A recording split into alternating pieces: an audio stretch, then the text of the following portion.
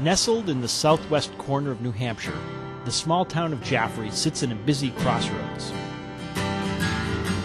For centuries, it's been a town with two faces, a picturesque village in the shadow of Mount Monadnock, and an industrial workhorse powered by the waters of the Kentucky River. For more than 100 years, the Jaffrey Mills were the heartbeat of the community. After a long decline, the mills are once again a thriving part of the community core. This is an old textile mill. I forget exactly when they folded. I think somewhere in the 60s, early 60s is when they stopped making textiles here. So one of the finest linens that was made in the Northeast came out of this mill.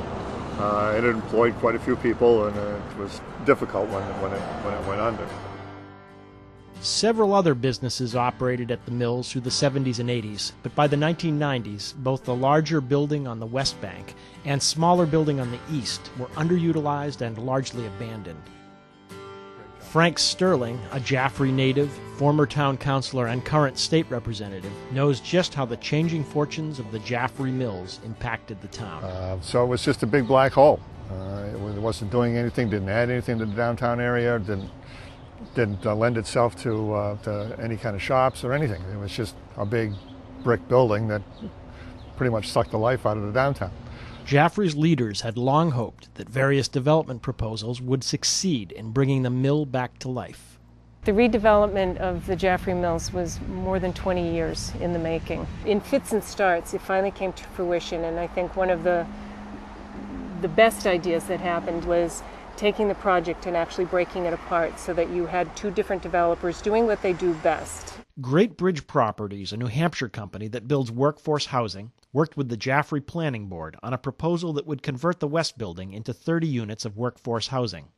New Hampshire Housing provided more than half the project's financing through its low-income tax credit program, making the mill's turnaround economically viable.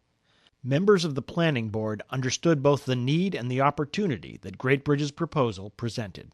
Great Bridge finally came along, and with a combination of tax credits, private money, and some subsidies, they were able to put the thing together.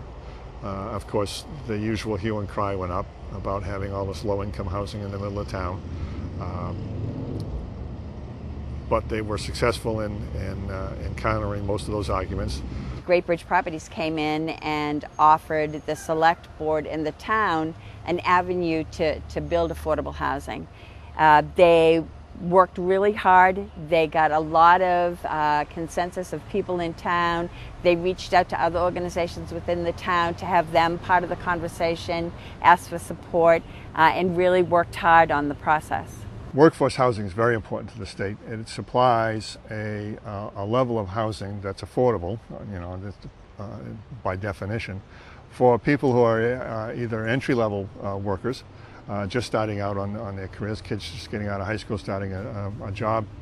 And it's important to have housing for those types of people close to where they work. They're leaving because it's very difficult for them to find good housing. We educate our kids and they move away.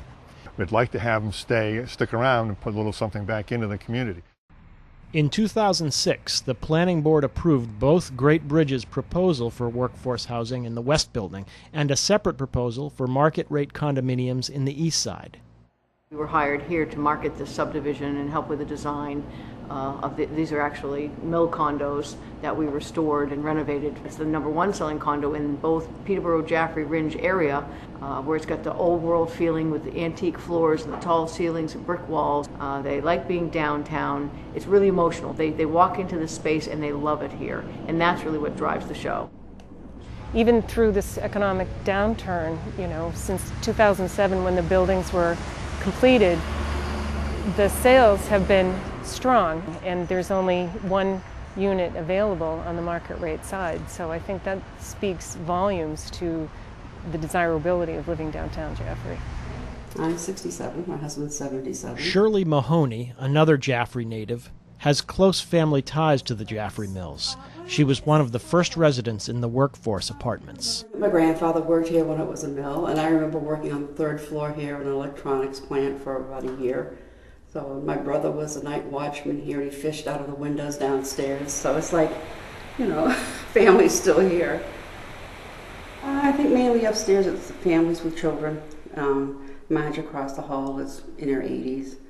The girl next door, her father was a state policeman, and she has three older children, and they're all in sports, so it's pretty active here. People have moved in here, there are lights on in the building, there's things going on, and none of the problems that we were warned about or everybody was making cautionary tales on never developed. Everyone was afraid that there wouldn't be enough parking for all the units, and you can look over here at the parking lot's empty. They said there'd be too many people crammed into a small space, but that hasn't developed either. I think they're at 100% occupancy, and I believe there's a waiting list to get in here. We're not that far away from everything. We're not really home that much. They keep saying we're the most active seniors they've seen.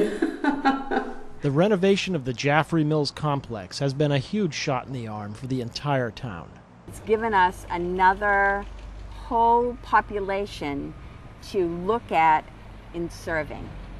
We have concerts on the common, we have events now that we've always had, but now there's more people there. It allows, the library has the ability to have families walk to their programs in the school. In addition to serving on the select board, Kathy Batchelder is the director of Jaffrey's Main Street program. When the Main Street program started in 1999 and we were accepted as a Main Street organization, our occupancy rate for downtown was about 40%. That means 60% of our buildings were empty or about to be empty.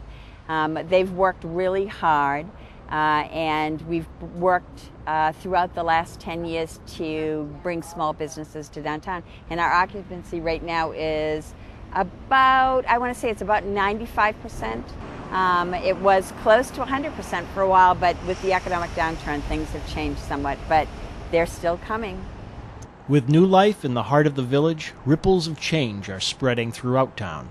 Plans are underway for changing the road network in the center of Jaffrey so the village core is both more efficient for through traffic and friendlier for pedestrians. An ambitious project is underway to restore Jaffrey's historic movie theater, an illustrious part of the town's past and key to keeping its thriving arts community alive.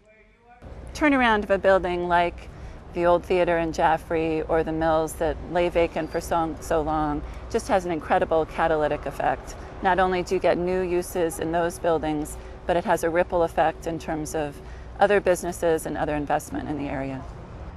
Jaffrey has learned that housing, transportation, and the revitalization of Main Street is the foundation on which the larger economy rests. When businesses are looking to come to town, they want to see the whole picture. So they want to know that you have a vibrant downtown, that you have a great school system, and that you have a good place to work and grow your business. It all feeds in together. So it's the whole package that makes the development of Jaffrey work. Jaffrey is fortunate to have a great mix of property types and assets to start from. They've got residential, commercial, and institutional properties that tell the story of that history and evolution of the community. And that mix, having old uses and new uses in those structures, are critical to the vitality of the community. People using stores, people enjoying the open spaces, people living right there in the downtown are really all part of what makes a vibrant community.